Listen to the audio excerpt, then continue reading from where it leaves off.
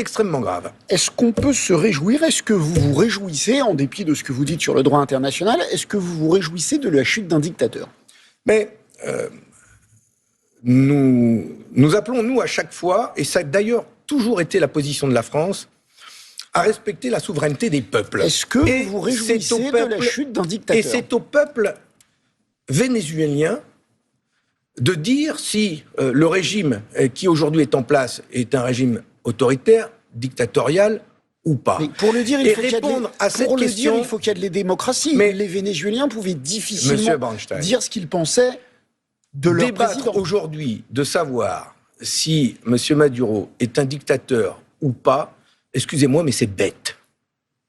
C'est une bêtise sans nom. Si demain... Non, mais je trouve pas. Je vais être cash avec vous. Si demain, Trump annexe le Groenland pour mettre la main sur les terres rares de ce pays, et il a dit qu'il le ferait dans les 20 jours, est-ce que vous direz que c'est parce que le Danemark... Vous me direz que parce que le Danemark est une monarchie, et donc il faut une transition pacifique, parce que ce n'est pas une démocratie, c'est une monarchie. Non, mais vous vous rendez compte de la bêtise de cette question? Débattre de savoir... Non seulement je me rends pas compte, mais je vais vous la reposer. Est-ce que vous vous réjouissez ou pas de la chute d'un dictateur? Je ne me réjouis pas de l'agression d'un pays par les États-Unis, une agression militaire et du kidnapping de son président en exercice. C'est d'abord une violation incroyable du droit international. Vous refusez de dire que vous vous réjouissez de la chute d'un dictateur. Mais parce que c'est... Vous savez, quand le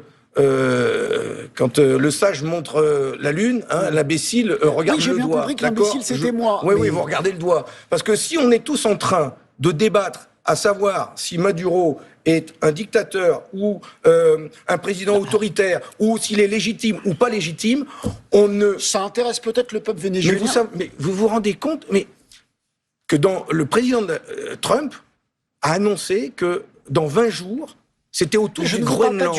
Et vous ici, vous me dites, ah oui, mais c'est un dictateur et donc c'est tant mieux. Mais enfin, qu'est-ce qu'on fait maintenant? C'est extrêmement grave quand même.